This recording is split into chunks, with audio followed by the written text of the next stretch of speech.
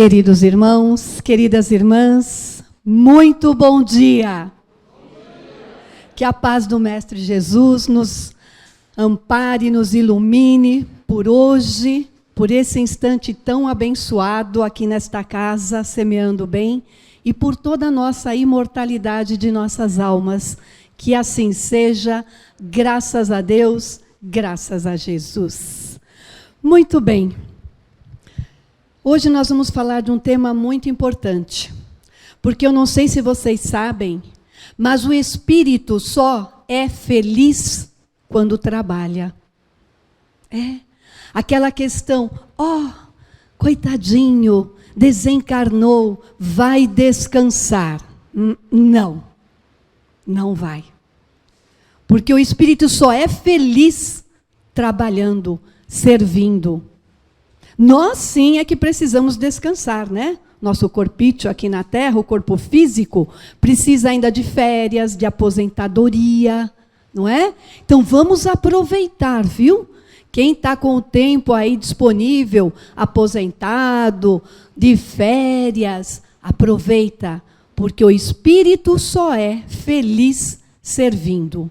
O espírito que não tem trabalho, na erraticidade, na espiritualidade, não é feliz. A felicidade plena está no trabalho. E esse é o nosso tema de hoje. Nós vamos aprender como é que a gente pode servir agora, neste momento. O tema é: servindo vencerás. Lembram da frase de Jesus? Jesus reunido com os apóstolos, ele disse assim, quando ele queria lavar os pés dos apóstolos, e os apóstolos falaram: não, mestre, não, nós é que devemos lavar seus pés. E ele disse o quê? Eu vim para servir, não para ser servido. Então é isso que nós vamos falar um pouquinho nesta manhã. Tudo bem? Vamos continuar? De onde veio essa frase? É uma mensagem, não é nem uma frase. É uma mensagem do livro Busca e Acharás. Um livro maravilhoso. Eu pus aqui a fotinho dele, né? Tenho ele aqui até fisicamente. E essa mensagem é a mensagem número 47 de Emmanuel.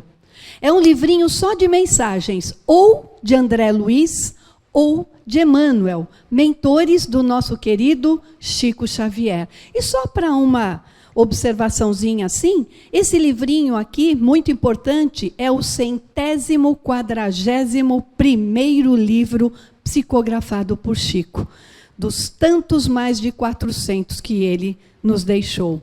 Então essa lição, ela vem com mensagens, e nós vamos pegar algumas frases, aliás, todas, porque não é uma mensagem muito grande e o nosso tempo, né, é bem razoável, então a gente vai falar cada frase.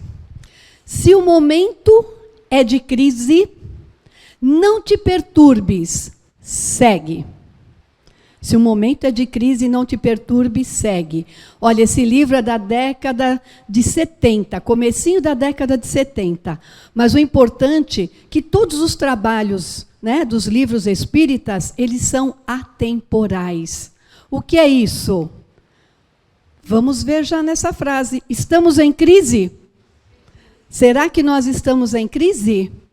Com certeza. Numa crise planetária. Não é uma crise só aqui em São Paulo, no Brasil. Não. É uma crise em todo o nosso querido planeta Terra.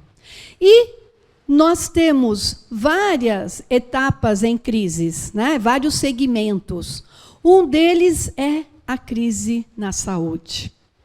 Quem aqui teve coragem de ir a um hospital o ano passado ou o comecinho desse ano que ainda não tomou a vacina? Eu não fui. E o medo? Eu vou lá ver a minha unha encravada e posso sair entubada. Não é assim?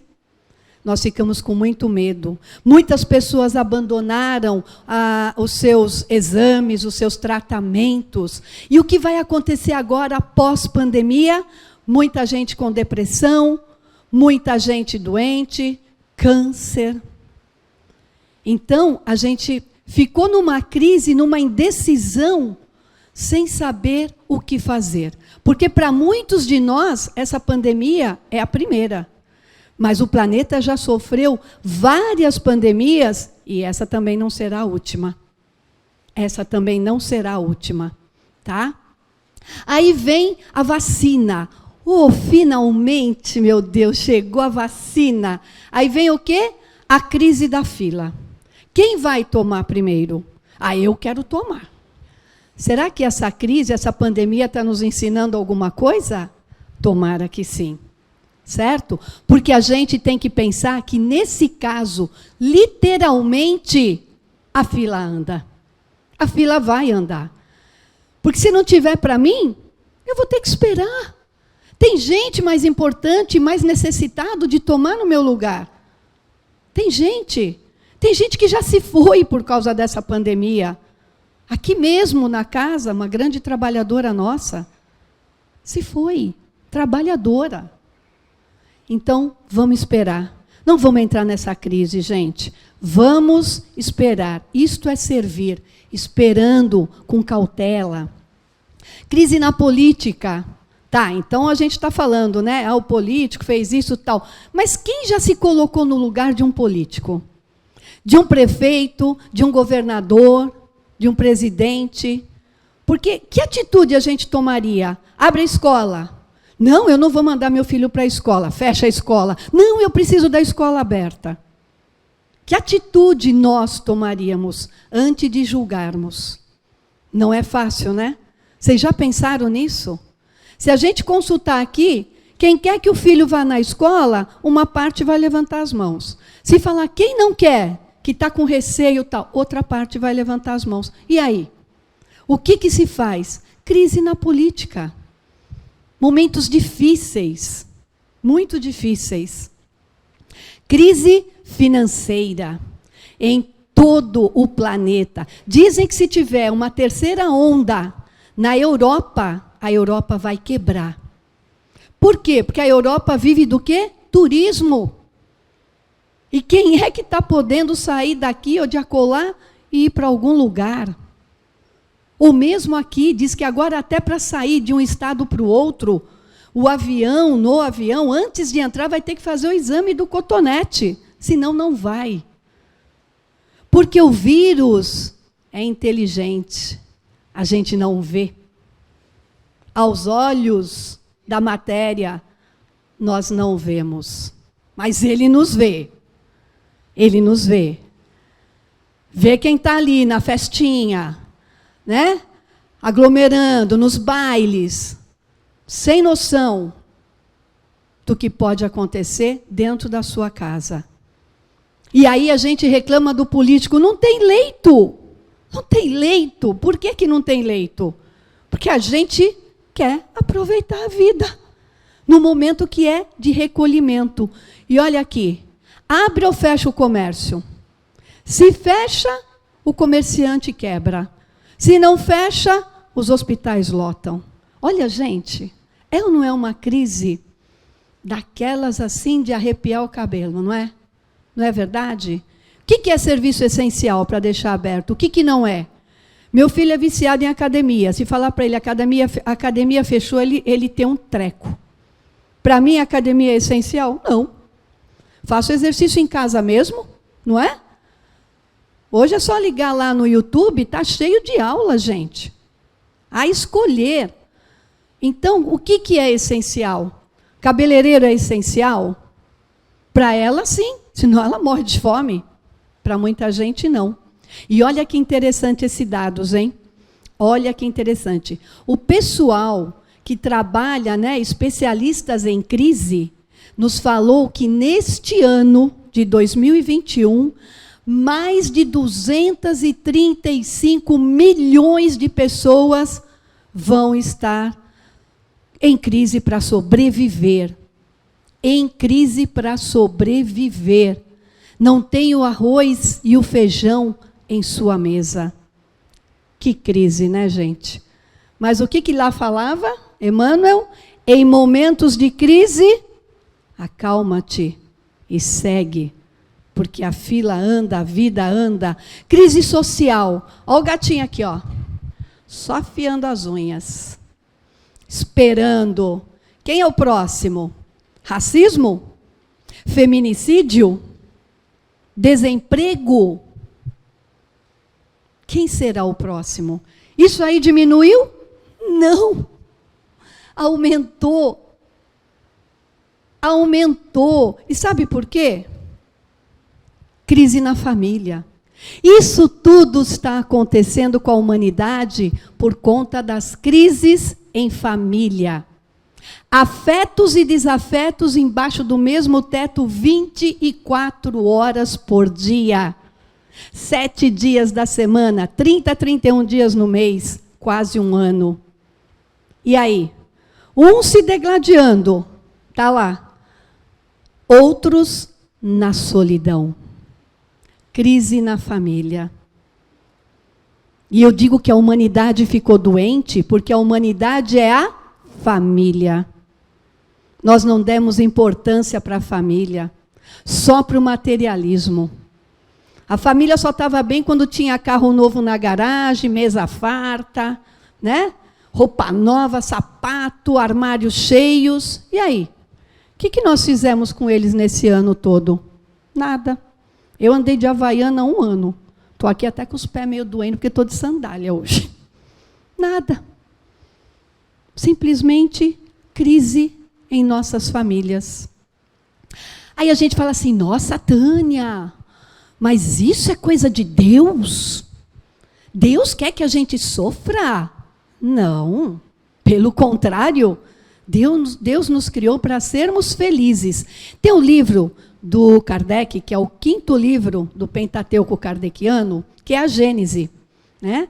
Lá é um livro muito gostoso que a gente vai aprender tudo sobre o nosso planeta. Como realmente aconteceu, como foi criado, como nós viemos. E lá tem um capítulo, que é o capítulo 18, diz assim, os tempos são chegados. 1868, essa obra. Então, olha como é atemporal. Os tempos são chegados. Vou ler só o trechinho em vermelho aqui, ó. A humanidade cumpriu até os nossos dias incontestáveis progressos. Parabéns. Vocês viram a NASA colocando a sonda em Marte para ver se a gente consegue morar em Marte? Fomos à Lua. Olha que maravilha. As vacinas foram elaboradas em meses. Vacinas eram elaboradas em décadas. Olha a ciência progredindo, né? Aí diz aqui, ó, os homens, por sua inteligência, chegaram a resultados que não tinham jamais atingidos. Olha, estamos aqui com a vacina. Várias vacinas. Agora parece que descobriram um spray. Lá na Arábia Saudita, se eu não me engano, um spray que a gente coloca na garganta e já era o vírus. Olha isso, que importante. Aí ele diz aqui, ó, as ciências, nós estamos bem nas artes, né? No bem-estar material, como eu falei, mas resta ainda o quê? Um imenso progresso a realizar, entre eles a caridade, a fraternidade e a solidariedade para assegurar o bem-estar moral. Ciência, 10. Moral, não sei. Prefiro nem comentar. Tá? Que eu também estou nessa, né, gente? Estamos todos na mesma tempestade, mas cada um pega o seu barquinho. A tempestade é a mesma, mas cada um vai com o seu barco. Uns de transatlântico, o outro de navio, o outro de caiaque. Vamos que vamos. E aí diz aqui, ó, ponto estacionário. Ponto estacionário. Estamos estacionados na moral ainda. Ainda. Tá? Ó, ele diz, ponto estacionário atualmente. E aqui diz, ó, não é mais somente o desenvolvimento da inteligência que é preciso aos homens. Não, não é só conhecimento. É preciso servir. É preciso trabalhar. É a elevação dos sentimentos e, por conseguinte, é preciso destruir tudo que possa superexcitar em si, quem? Orgulho e egoísmo. Quando a gente burla a fila, a gente está exercitando o egoísmo. Primeiro eu, meus entes, o resto, né? Vou colocar uma injeçãozinha vazia aqui, porque eu vou guardar aquela lá para mim. A ciência está indo bem, mas nós... E a Terra sofreu vários cataclismas, certo? Está lá na Gênese, vários. E resfriou, esquentou, nevou, vulcões, maremotos, até ficar no ponto bom e gostoso, para que nós pudéssemos caminhar neste planeta. Só que os cataclismas agora é a humanidade. Por que está tendo esse vírus? O que nós fizemos com o planeta? Destruímos. 50% dos animais silvestres nós já acabamos com eles. Os mares estão poluídos, os rios, o céu. Certo? Então, os cataclismas somos nós e a Terra é uma escola. A gente não pode esquecer disso. Nenhum aluno passa de ano. Nenhum aluno, quem aqui passou de ano sem fazer prova na escola? Ninguém. A Terra é assim. Tudo isso são provas. Aí vem a outra frase, serve e ora, esperando que suceda o melhor. Tá? O que é servir e orar? Praticar o amor trabalhando, está lá no Evangelho. Está no Evangelho segundo o Espiritismo, fora da caridade não há salvação. E no capítulo 18, muitos os chamados, poucos os escolhidos, no item 9, não adianta também a gente só ficar, Senhor, olha por mim, pela minha família. Se a gente não colocar as mãos em movimento. Olha o que diz aqui, a oração não nos isenta das lutas, mas nos fortalece para vencer todas as lutas. Orar servindo. Isso sim é que é necessário. Outra, queixas, gritos e mágoas. São golpes em ti mesmo, em nós mesmos. O que é mágoa? Má água. Eu trouxe um exercício bem rápido aqui para nós. Presta atenção, ó. Isso aqui é uma folha, tá? Quer dizer, meia. Porque eu precisei dobrar, mas faz de conta que ela está inteira. É uma folha. Eu vou pegar essa folha e vou amassá-la, bem amassada. E eu vou abrir essa folha de novo. Vamos lá.